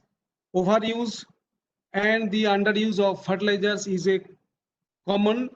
Because of avoiding these particular problems, the soil health card missions, you are all aware. So this is a very, very important issue in the Indian context. And all the adverse environmental impacts of unsustainable agriculture intensifications is very much, in India. And these are the different challenges which has to be overcome for realizing the targets of food productions of the country. Next, please. The next one. Yes, some of the major focus, what I felt, for the increasing productivity and farmers' income, we are talking about the doubling farmers' income, for food and nutritional security and ecological safety, as you all discussed about this. And in this, the first and foremost important in the present time, the soil health improvements. As I told you that we have got 142 about million hectares of lands, which is declining every year, deteriorating because of many problems. About 104 million hectares of land is under different levels of degradations. So the land saving agriculture, vertical agriculture, and many other different approaches is very, very important. So in this organic recycling, the crux of the problem now, the organic carbon in the soils, which is declining, which is because of the mismanagement, overuse of the soils. It should be 1.5 to 2% of the organic carbon in the soils, but our soils is hardly having 0.5% organic carbon. So we have deteriorated a lot in terms of organic carbon in the soils, and that is the key in the soil health. If the organic carbon is not maintained or enhanced, many of the problems will be there, whether it is physical, chemical, biology, many other issues. So in this, we are we are promoting for the integrated nutrient management, where the biofertilizers, chemical fertilizers, all different locally available resources that has to be pooled and managed. So, and there is also the importance of fossil fuel substitutions. The fertilizers, reduce the amount of fertilizers, increase the organic component. That is very, very important. So, and the another one, the nutrient use efficiency, another challenge in India, that the chemical fertilizer, its efficiency is low, and nitrogen, it is hardly 50%, phosphorus 15 to 20, potassium hardly 50%, micronutrient very, very low. So this is another area where a lot of emphasis and focus is needed. There is a need of new fertilizers, we call smart fertilizers. A lot of work is now initiated on the nano aspect, specialty fertilizers, location specific, site specific, region specific, customized fertilizer kind of things. Then restorations, remediation, reclamation of problematic soils. In India, we are getting different kinds of problematic soils. You all know the acid soils in India, about 25 million hectares, which is very, very acidic. The sodic soils, saline affected soils. So, and then also soil pollutions, another kind of the issues and coming up. So the overall this soil health is a major concern for the food and nutrition security of the country. Then another very important is the soil and then the water. Water crisis is very well known, and then the climate change giving much more impact on that. So there is a need of research as well as the management. The knowledge based, the management is extremely important to reduce, recycle, reuse, and recharge of whatever limited water is available in the country. So the honorable prime ministers, the slogan, the per drop more crop, very is being promoted everywhere. And then the micro irrigations, extremely important to enhance the water use efficiency. The national average of water use efficiency is 36%. It has to go much more than 36%. So that is why the sprinkler irrigations, drip irrigations, and all those the sensor-based irrigation schedule and management are becoming extremely important, where the emphasis to be given. Next slide, please. Another aspect is, Can we try to wrap up in the next minutes or so, please? I will just take 1 minute more and then I will finish. And then another one is the climate smart agricultures. In this already, the conservation agriculture, we talk integrated farming systems, where the agroforestry component you already presented earlier. And in this, the carbon management, as I told you, the different ways, precision, digital agriculture, or the space science, remote sensing, GIS, artificial intelligence, drone, all these different ways it can be addressed. And this is very important now, the precision, because the resource limited, inputs limited, how best we can apply it on the limited areas. And then in the ecosystem services, the focus of this the conference is also on this aspect. So in this, through restoration of soil health by soil organic carbon sequestration, and the valuation, how much, and the policy and incentives are very important in this. Through restoration of soil health by soil organic carbon sequestration, how much payment, for example, we can make per hectare? Is it $50 per hectare? This is critical for protecting soils and making agriculture a solution to improving the environment as well. So this is an important issue. And then the extension and mass awareness. The country got lot of infrastructures in this, but that has to be more tuned and more action oriented. So mass awareness and promotions of proven technologies and best management practices. For example, the sustainable use of fertilizers for enhancing its use efficiency and environmental quality. Then, these all different aspects should be addressed and should be ecosystem based, eco-efficient, and knowledge-based management for the scientific basis for all the managements. Awareness, mass awareness of different proven based technologies is extremely important. For that, the machinery, the state government machineries, the KVKs of the countries, they are working on these directions. Much more, this a mass movement is extremely important for all the proven technologies, for bringing them to the farmers' fields. These are very important points I thought to share with you. Thank you very much. And thank you very much, Mr. Patra, for sharing those points, because they are very important points. What we need to do is try and transition to say, how do we include those important points in a focused scenario analysis implementation, applying valuation, which can address some of the points that you've made, some of the concerns you've raised, some of the challenges and some of the opportunities, and also the challenges and opportunities that Professor Navindranath also raised as well. But thank you very much for that very insightful presentation. There's a lot of important context.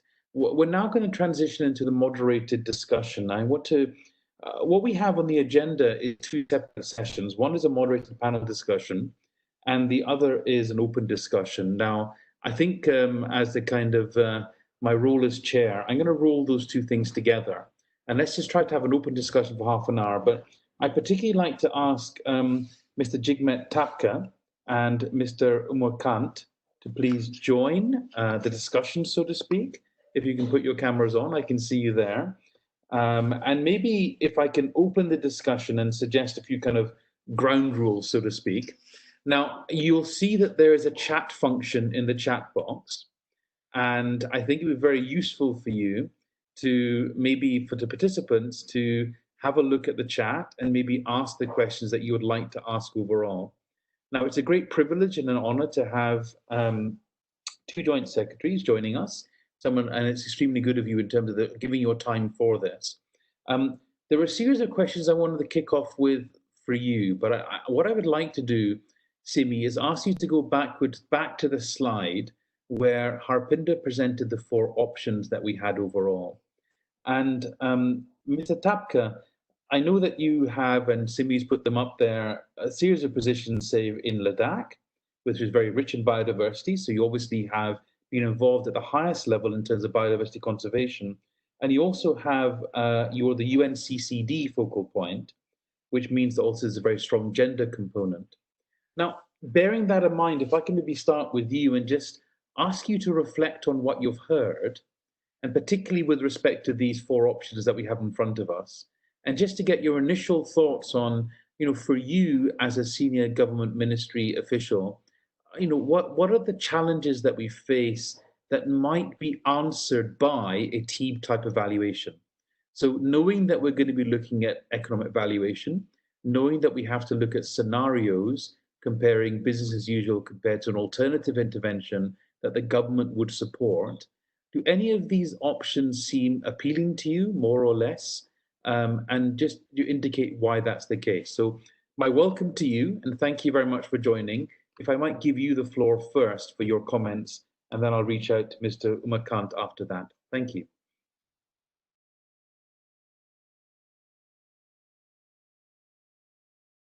Thank you for inviting me to this discussion and presentation that you have made on the TEEB.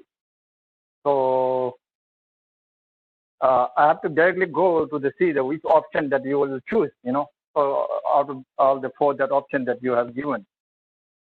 So all option looks good unless you have to be proven technologies and see at the end, which is economically, technologically, and is sustainable. Therefore, that it looks almost all the option looks good. But I will always go for what called a zero budget natural farming. That will be a sustainable sort of thing, and which should include almost all the components should be put into one. You cannot have natural budget natural farming, and it has to be sustainable land management, and it should also have the component of strengthening agroforestry. So therefore, you cannot have this option, that option. All the options that you have shown here should part of the whole TEEB engagement for this agro-food framework. So except for the moving towards a sustainable rice economy, I won't be so interested. Rest, all the 3 options look good, and it should be amalgamation of all the 3 options they have given. Thank you very much for that. Before I bring in Mr. Umakant for the response as well, I'd just like to add that, as I said, normally in a TEEB Agri-Food workshop, we would ask the participants to develop and co-develop with us intervention options. The reason why we presented these 4 is to try and expedite matters, because we had a lot of discussions internally with the various ministries and came up with these 3 or 4 options. And I would just say that it's interesting, even before this call, when I was meeting with the team, we've kind of artificially constructed this delineation. So I'd thank you very much for noting that, Mr. Tapka, because it is an artificial delineation. For instance, in terms of agroforestry and strengthening agroforestry, as you rightly point out, that is an integral part of zero budget natural farming, and therefore will be included. And also, one can argue that ZBNF is a form of sustainable land management. And certainly we'll be looking at sustainable land management anyway in drought-prone areas, because as the various slides have shown, particularly with our climate change projections, we know there's more and more drought-prone areas, and we have to think of solutions for all drought-prone areas. So given that we're going to have at least a 30-year time perspective in terms of our modeling, the first 3 would be possible to integrate together. And I agree with you wholeheartedly that it's a sensible option for us to do so. And therefore, I think it's a very useful intervention from my side, at least, that supports very much what our thinking was. But what I didn't want to do, so you understand, is to bring to you, sir, a fait accompli, where I just gave you one option and said, is it okay? Is it bad? Yeah. So that's why we've kind of constructed artificially the split between the 4, but I agree with you that the first three together kind of work together as a kind of one evolutionary pathway towards one scenario we have to develop. So let me ask you if you got a response to that before I could pass to Mr. Umakant also to give perspectives. Yeah, I didn't get it. Please, can you repeat it? I think I agree with the response that you've given, which is that we ought to integrate the first three together. We'll maybe do a deeper dive into where exactly we should do that work, but I'd like to thank you for the suggestion for integrating the first three. So with that, can I maybe ask Mr. Umakant from the Ministry of Rural Development to intervene, particularly because you have had, sir, a lot of experience steering the program on integrated watershed management, IWMP, and obviously a lot of us have talked about the need for focusing on water and water management, and ZBNF is important in that regard, and is also important, I think, in terms of looking at biodiversity and biodiversity conservation as well. So if I can maybe turn to you, Mr. Umakant, and again, a great privilege to have you on the call. And maybe if you could just give us some of your reflections also on the four options that we presented. Do they make sense? Should we be integrating them? And particularly in terms of the water angle, what do you see as the kind of potential value added of our work? So thank you again, and over to you.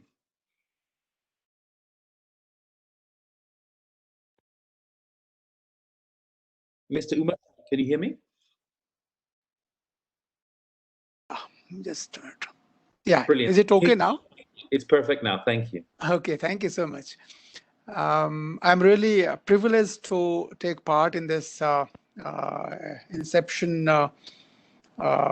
workshop today, and I really fortunate to hear so many luminaries, well-informed, well-researched papers, etc. It's quite enriching. See, for land development, especially, I am working in the area of land degradation for almost last 1.5 years almost. The quantum, the statistics given in different presentations are quite valid. But I would be slightly on a, I see the silver lining in the clouds.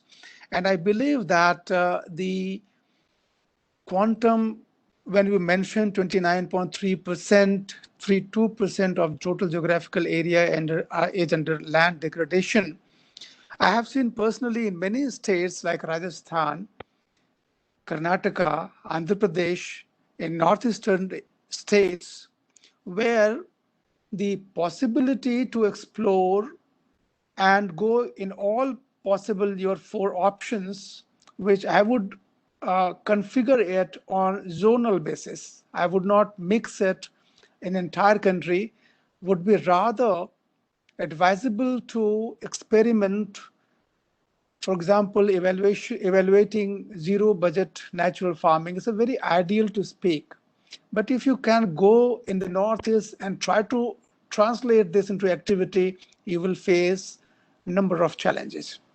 So it's better to go into the area where those cultural challenges are not there, and you can translate it into action. Likewise, the fourth one, moving towards the sustainable rice agronomy, you understand Professor Ravinath just mentioned that the erratic behavior of precipitation is going to question whatever you plan for the sustainable rice economy, agronomy and economy. It's not going to work as such, but given the option, what I would like to do, go for mix and match, depending upon the climatic variability, depending upon the land availability, depending upon the resource base in terms of human being, in terms of the natural resources. So that will be my take on that. Maybe in a due course, if you will ask me to explain what kind of activities we are doing and what I find really very encouraging, I will reflect definitely on that. Thank you. Well, you'd be very welcome, and I'll then come back to Mr. Tapka after that. But I'm hearing from both of you that there seems to be, and there's some questions coming, we'll turn to those in a minute.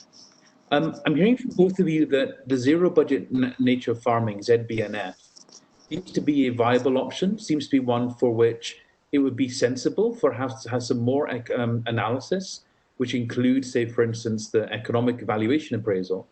And I'm also hearing from you, Mr. Umakant, that, and I agree entirely, that we have to look at zones, have to look at areas where the communities are receptive.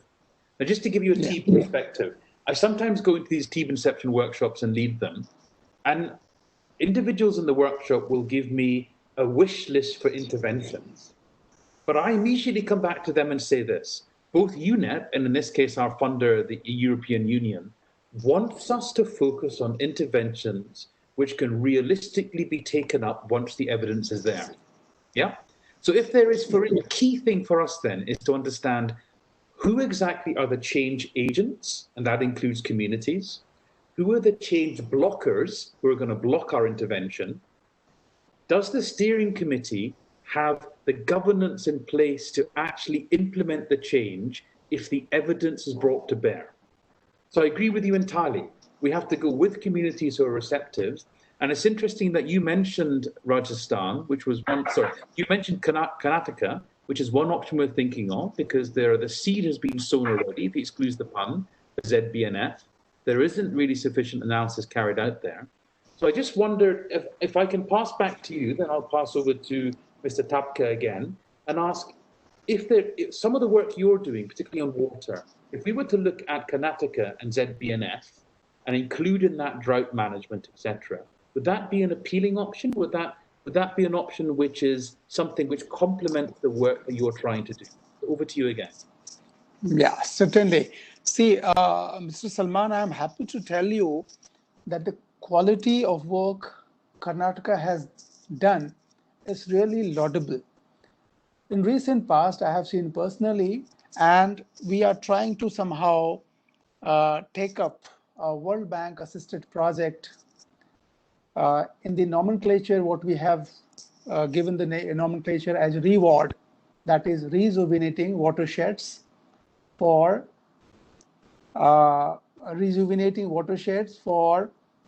developing degraded land for the purpose of, with the help of innovative development.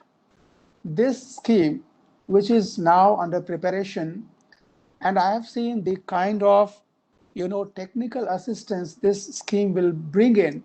Karnataka government has already got it done.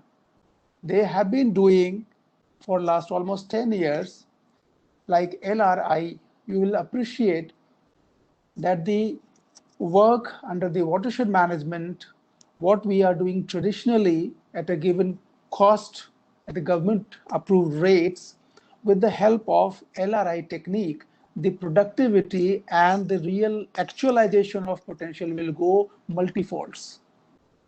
This is one of the area where I would really wish that your organization and LRI technique, where Karnataka government has already excelled, and they are working as a flag bearer. Other states are also coming up, like Odisha and Andhra Pradesh have given their consent to participate in this. So my take on this is water harvesting structures is one of the 6 parameters where we are working with the help of NITI Aayog, with the help of other ministries and Government of India. You are well aware about Jal Shakti Abhiyan, where you are also aware about the GKRA, Gramin Kalyan Rozgar Abhiyan. These are the activities where convergence is taking, in the field wholeheartedly. People are really passionate about convergence. So all these activities, especially during the monsoon season, is going to yield us, so far as the water harvesting is concerned, so far as the recharge of water table is concerned, is going to give us a good yield. I think this is very, very positive. I will not be feeling anything, gloomy picture what I have been listening to other presenters. I'm really hopeful that the kind of progress India has made, we are having a better time. Of course, climate change has been a challenge for us. Thank you. Thank you. And I also, what our executive director, Inger Anderson, always tells us is, of course, the picture we face from GO6 and from other evidence can be taken as gloomy. But if a glass half full way of thinking of it is opportunities. And there are certain opportunities for us to improve livelihoods and biodiversity outcomes from this project. And certainly, in terms of your intervention, I think LRI is potentially ideal. And the reason I say that is also when I have a face-to-face Inception workshop, apart from governance, the other point I make is this: let's look at a policy intervention which is neither too hot nor too cold. What I mean by that is this: if there's no evidence at all, and we have to start from scratch, then given the confines of the project, we're not going to probably have enough evidence up to 2.5 years. Similarly, if we pick something where there's an abundance of evidence, there's nothing more for us to contribute, then again, it's not a sensible option for us to look at. Whereas what I've heard from you, looking at LRI in the context of zero budget nature farming, is nascent. It's something where evidence can be brought to bear. It's where we can upscale activities if the evidence is there. So I think that's a really wonderful idea, and I thank you for the suggestion. So let me take it back to Mr. Tapka again, and then I'll look at some of the questions that have come in.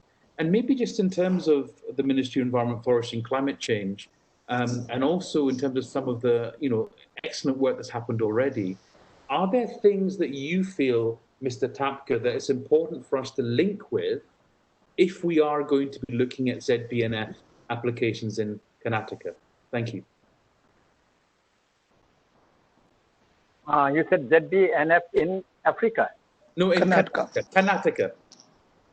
Karnataka, yeah. See, the thing is that ZBNF has come quite recently, and I think that the work that the ministry, that environment ministry is doing, and that there are so many ministries are there who is working on the same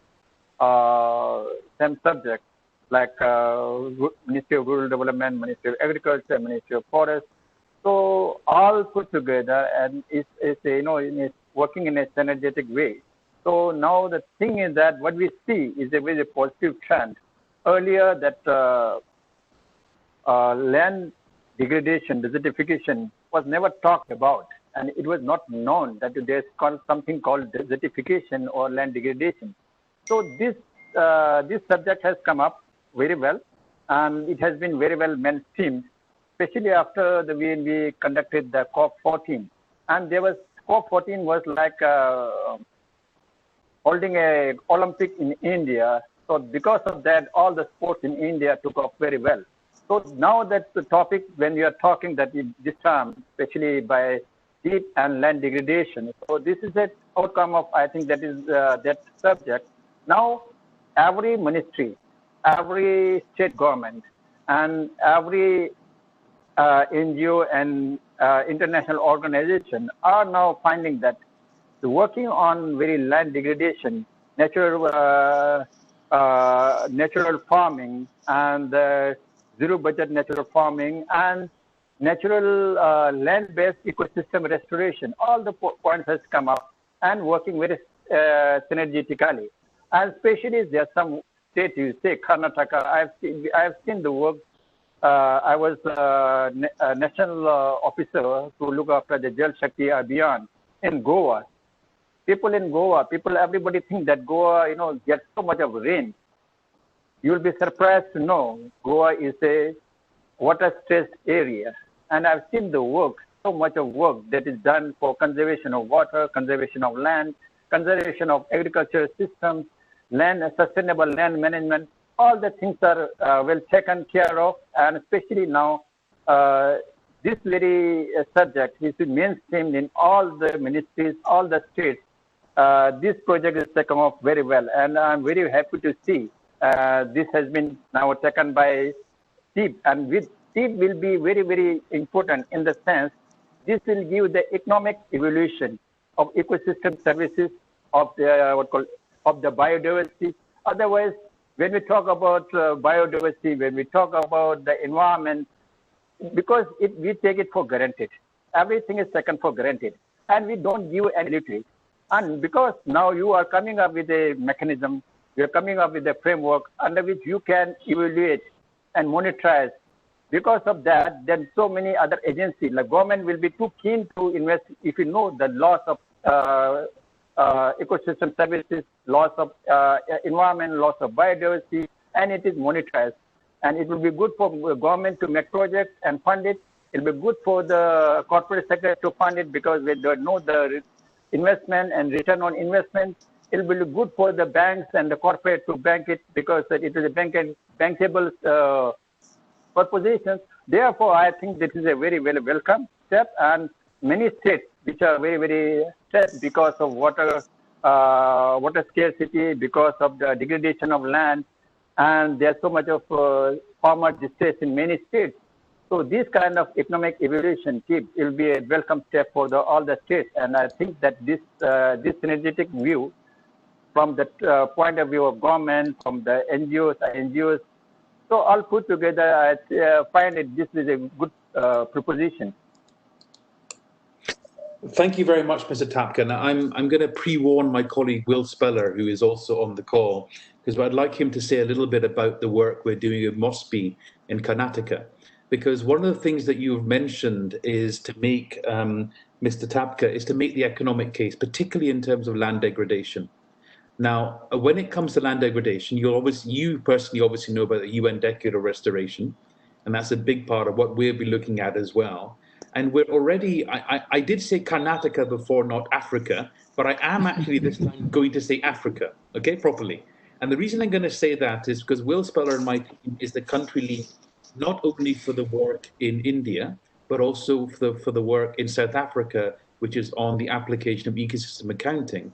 Now, the reason we're going to ask him to intervene, if he's ready to do so, is to talk a little bit about what we're doing with MOSPI in Karnataka, but also a little bit about what we are doing currently in looking at land restoration activities in KwaZulu-Natal in South Africa.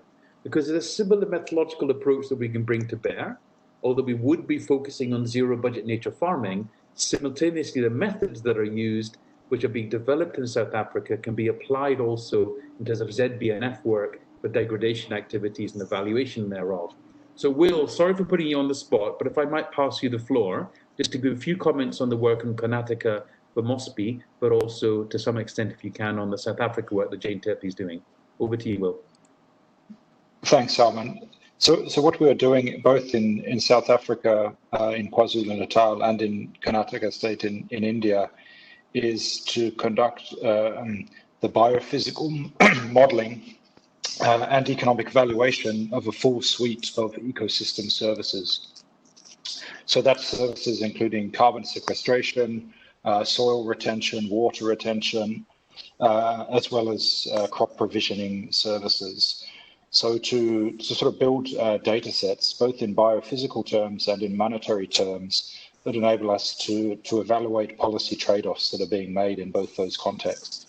So in South Africa, in KwaZulu-Natal, what we're looking at is the impact of land restoration programs. And it's important that the data sets we're building are done in a spatially explicit manner. So that allows us to look at where land restoration measures will be most effective, where they're likely to have the greatest return on investments. Now, in India, working with MOSPI and with the Indian Institute of Science in Bangalore, is evaluating ecosystem services in 14 districts, ultimately scaling up to the entire state. And that's going to be used to hopefully inform land use planning decisions. So again, the idea is that by mapping the ecosystem services provision, you can see which areas are best designated for which purposes. And by doing so, we can conduct scenario analysis of the impact in any changes on land use planning decisions. So that's work as part of the Natural Capital Accounting and Valuation of Ecosystem Services project. The pilot in Karnataka is very much underway. We're expecting draft results in the coming months and then finalization sort of later in the year. But that's part of a wider work stream of MOSPI on natural capital accounting. Back to you, Salman. Let me know if you'd like me to elaborate further. No, I think that's perfect, Will. And just to point out, that's also another funded project by the EU Partnership Instrument. So there are great synergies there. And that project's been ongoing for quite some time, and we'll have a presentation from MOSPI as well. So there are a few other questions and comments in the chat, but if I can maybe just come back to our two panelists to see if there are any further responses. I mean, for instance, what you've told us about Karnataka, what you've told us about degradation activities, if we were to build in an analysis of zero budget nature farming using a geospatial analysis which is linked to SIA, and try to model changes of specific areas that could be restored and which would benefit from ZBNF applications. I mean, I just wondered if that would be something that you'd be keen to support in terms of the ministries. And if you were, you know, who else do you think are the key change agents and we need to get on board? So I'd like to ask you from a government perspective, who do we need to involve if that is what we take forward as our option? So maybe I can start with Mr. Tapka first and then go to Mr. Umakant after that. Over to you, sir. For the zero budget natural farming, it comes in farming, directly only the farming. So therefore, it is you're working on the farm, so agriculture farm. So on the agriculture farm, there are two government agencies to work. So before I coming to the main point, I will just try to make you understand that the land is a very fragmented agenda, looked after by so many ministries in the government, especially in India. It is looked after by Ministry of Agriculture in agriculture land. It is looked after by Ministry of Rural Development in the Department of Land Resources in the area which is called the revenue land or the common property land. And in the forest land, it is by the Ministry of Environment and Forest and Panchayat in the this common property resources. So therefore, it is a what called fragmented agenda. So when you go for the natural budget, zero budget natural farming, so therefore, two ministries will be involved. First will be Ministry of Agriculture and Farmer Welfare. Second will be Ministry of Environment and Forest, because of when you do the sustainable agroforestry initiatives. So therefore, Ministry of Agriculture, Forest will also come. And at the same time, this very natural zero budget natural farming can take place when there is a landscape approach. We cannot just work only on land. So therefore, other ministries like Ministry of Department of Land Resources, which work on the watershed areas around the agricultural land and in the forestry land uphill in the watershed by the forest department. So therefore, it has to be a coordinated, integrated, and multifaceted approach from all the ministries put together, because we cannot work with one single agency or ministry. So I think if it is a coordinated approach of all the ministries working synergistically and contributing to zero budget natural farming in the farmland, so I think this particular ministry will be working on. That's very, very useful indeed. And we'll see with the help of Atul's kind services and the head of the India office for UNEP, if we can try and create that coordination mechanism across the ministries with an appetite to do so. And I'm very much hearing what you're saying in terms of land tenure. And it's interesting that one of the things we can do with the geospatial mapping from SIA is to overlay land tenure arrangements and think about how that affects things. Certainly in terms of both this project and in a separate project, which is funded by the German Climate Fund, ICI, we are taking a landscapes perspective. And it's important that we do so because of the interrelationships between, as you've said, different participants in that landscape. But a thing I would add to that is, and one thing that's come up earlier, is that we don't want to restrict this, and this makes it even more challenging, to be just within farm gate. So one of the things that I think is well recognized into the ZBNF, organic, other production systems, is how you get over the network externalities, as economists call them. Meaning you need to develop networks which have previously been set up just for conventional farming to create a distribution, processing, etc., and instead co-develop with government support, potentially networks, so that you can have labeling and diversification and bringing things to market in a manner which is different to what we had before. So I think this has come up also in the various presentations from the experts today, that we have to think about the distribution and supply chains as well. So it's a complex problem, but what I'm hearing from you, I think, Mr. Tapke, that there might be an appetite to look at that. So if I can maybe pass back to you, and then maybe then after that ask for Mr. Umakant's inputs as well.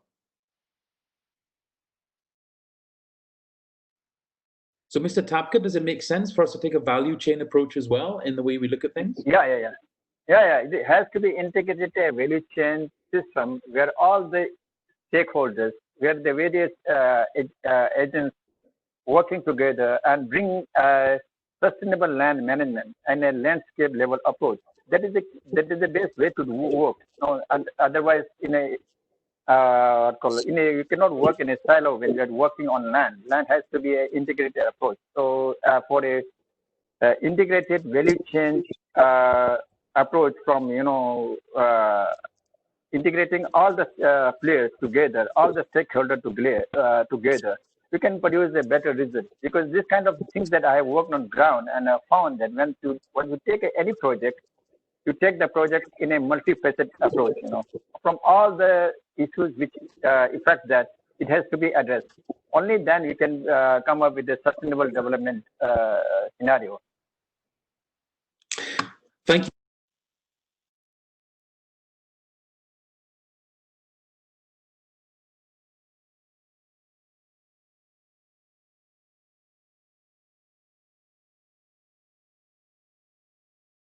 More broadly about how, in terms of the option that we're considering, how we integrate across ministries for a multi-ministry approach. Over to you. So there was a gap in between. We couldn't understand what we were speaking initially. Can you repeat what you were questioning? Sorry, I made that error. So let me say that again, I was going to ask Mr. Umakant.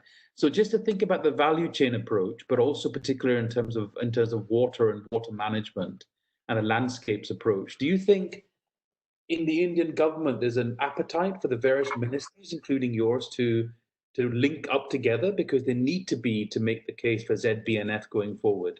So I wonder if you can maybe comment on that at all, please.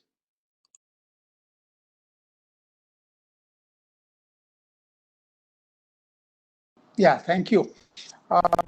I would put the perspective which I really feel that will be workable in the ground.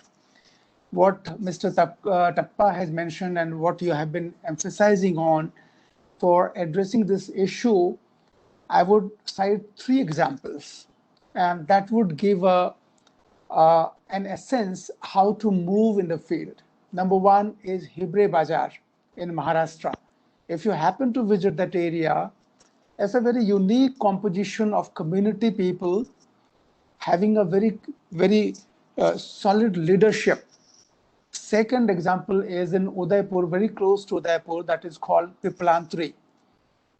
There, Shyam Sundar Paliwal, if you know the person, he had appeared in Kaun Banega Crorepati with Amitabh Bachchan. And third example I would cite is the Ralegaon Siddhi. What is common in all these 3 is the most potent person as a leader. He should be the crusader. He should be the person who can drive from the front. Number 1 condition to make success in India is to have a person, to have a champion, to have a pioneer with a dedicated team, to work, to take along the entire team. Number 1. Number 2, you've rightly pointed out that we need to have a model where not only production of, various value chain will be effectively done, but, the scale of things are very important. I have personally visited the area in all 3-4 states, quite frequently used to go before Corona. And I could see the effort being made by the self-help groups, the effort being made by the user agencies in these areas. Likewise, we are now proposing to have FPOs in fields, farmer producer organizations, so that the scale of economy should work. Having got small amount of, pickle prepared, having got small amount of, drapery items prepared, but unfortunately, the market linkage is so much a stumbling block for them. They got discouraged after maybe putting on a bit of efforts. So what I propose and what you have rightly pointed out is to have a model where on pilot basis you can show that your effort vis-a-vis, if the market dynamics is brought into the picture, that can change the entire scenario. So my take will be to formulate in all the states what you are pointing out, all these 4 options, depending upon the geographical suitability, depending upon their appropriateness and availability or identification of dedicated person who can run the show. This can change the entire scenario. I'm very positive about it. And so far as my scheme is concerned, this scheme, what I'm calling the watershed development component of PMKSY, it excludes all, forest area, private land, government land, and wherein you can identify your zero budget natural farming. That will definitely work very fine. Okay, that's extremely positive. There we are. That's extremely positive to hear, and thank you very much for that, because I wasn't sure coming into this meeting if we could bring together these options in a coherent way, but it seems that it's possible to do so. So thank you very much for that. We've gone over the time allocated. I just want to, there are a series of questions in the chat. Some of them are very interesting, but more generic in nature about agricultural transformations. But one that I wanted to quickly respond to is the 3 questions that Lokesh Chandra Doob has asked. And it very much is the case that we're looking in this case to provide options which do increase incomes. Now, hopefully from my presentation and others, there's a recognition that the key here is that in order to improve biodiversity outcomes, you need to provide sustainable livelihoods. I'm not sure about doubling income, but I'd certainly like to see an increase in incomes and also critically a decrease in income variability, which can be as important as income levels, mean income levels. And that's what we're looking to try and find the evidence for, to try and increase incomes. And that's why we want to move beyond simply yields and to take up your point, Mr. Umakant, also think about networks and supply chains. To think about, for instance, that one pickle factory, how can that become 20 pickle factories, which together can supply an entire area or indeed the globe? That will be part of how we include Work Package 4 on looking at finance and business integration into the work we're doing. I think that's a really important issue. So we will be looking at incomes. We will be looking at building climate change resilient agriculture systems, because when we do the modeling going forward, we build into that what's going to happen in terms of climate change IPCC projections, which were very ably presented by the earlier presenter.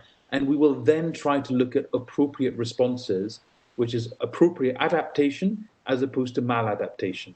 And my argument is that there's a lot of maladaptation going on, a failure to recognize what climate change will mean, and understanding, particularly, you know this, I think, more than anyone else in this call, Mr. Umakant, what exactly the water availability issues will be arising from climate change scenarios. So yes, we'll look at adaptation, avoided maladaptation, and also help to reduce conversion and degradation. So that was the point we made earlier when I replied to Mr. Tapka, and to say very much the UN decade and restoration is very much a strong feature of what we'd like to include in the scenario that we model, probably in Karnataka if we can. So with that, I think we're over the time allocated. I'd very much like to thank everyone who participated, particularly Tapka and Umakant. Now, Will Speller, I'm going to ask you to join again, because you're going to maybe summarize what's going to happen next and the next steps, and then we'll maybe close the call. So Will, can I pass it to you? Thanks, Salman. So we have another session tomorrow at the same time. Now, some of it will be repeated. So, for example, Salman, Harpinder, and Simi's presentations will be repeated tomorrow. The target audience for tomorrow is rather technical research institutes, academics working in the field. So there will be slightly different panel discussions or composition of the panel tomorrow, and slightly different follow-up presentations. So everyone on this call is also welcome to join tomorrow, but bearing in mind that there will be some duplication of the initial presentations on the TEEB evaluation framework.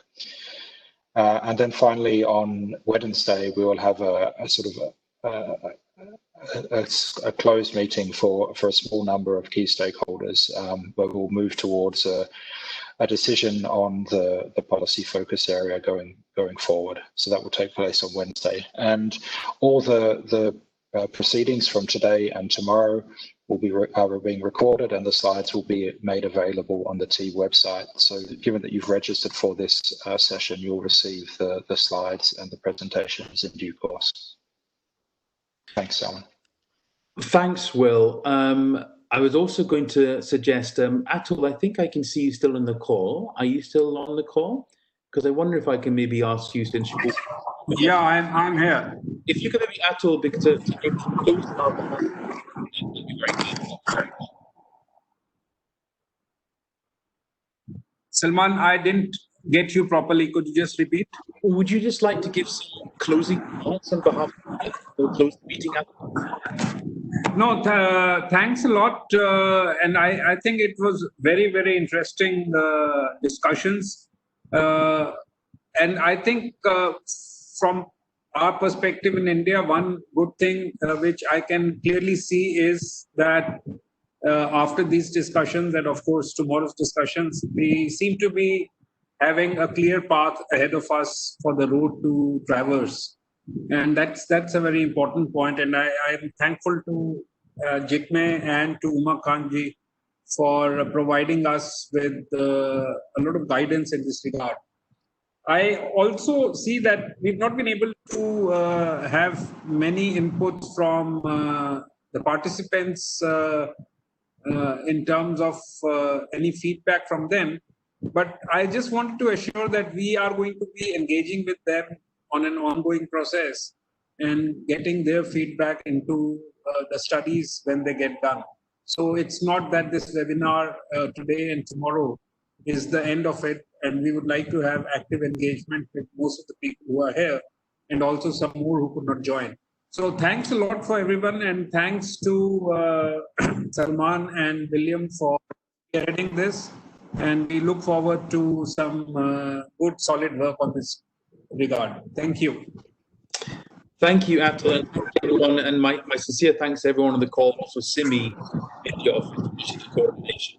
Take care, and we'll be back in touch, and wish you well. Thank you. Bye-bye. Thank you. Bye.